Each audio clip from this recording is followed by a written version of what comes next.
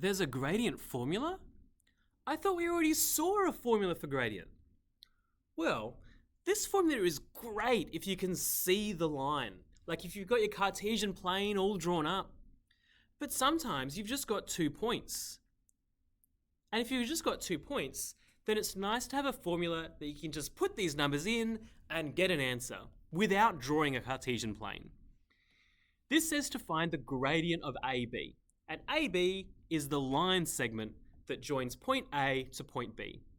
To make this question easier to visualize, I am going to draw it on a Cartesian plane. But really, to do this kind of question, you don't have to. To draw it on a Cartesian plane, let's find point A. The x-coordinate is 3, so I go across to 3, and the y-coordinate is -4.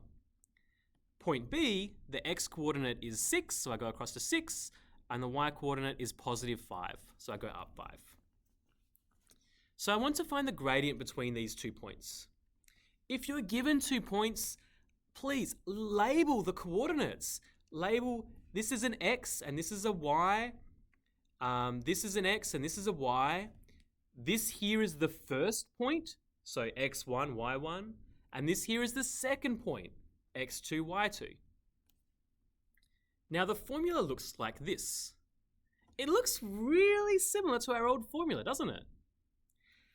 And the reason is that if you wanted to figure out the y step, how far up it goes, well then you'd get the y value here, 5, minus the y value here, -4. That will tell you how far up you need to go. Let's see how it works.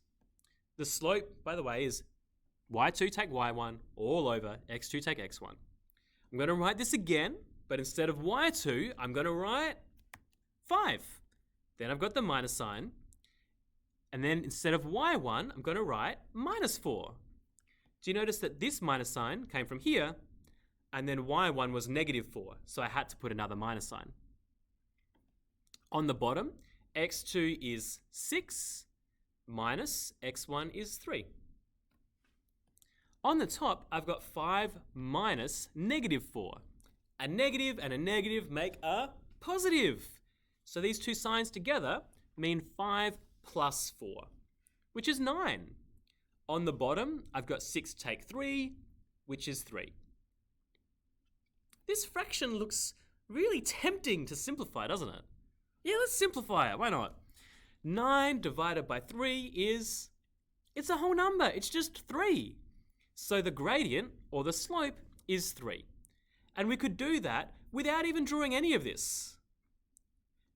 Just to see the link between the picture though, the diagram, I suppose, I'm going to also show you how to do it using the old formula, m equals y step over x step, because you can use that one.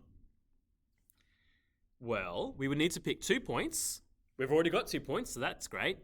We would have to figure out how far across and how far up we have to go, the x step and the y step. You can see the x step, I go across 1, 2, 3, which is 3 units. The y step, I go up 1, 2, 3, 4, 5, 6, 7, 8, 9. 9 units. 3. Do you notice 6 take 3 is 3? 6 take 3 is 3?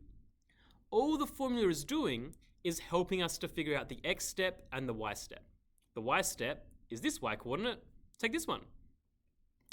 Anyway, let's plug these into our formula. M equals y step over x step. The y step is 3 because it goes up 3 units. The x, that was a lie, sorry. The y step is 9 because it goes up 9 units. The x step is 3 because it goes up 3 units. So we have the same thing.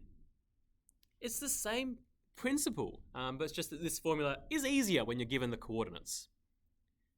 You might remember from before, the gradient is how far up or down you go if the x increases by 1 unit.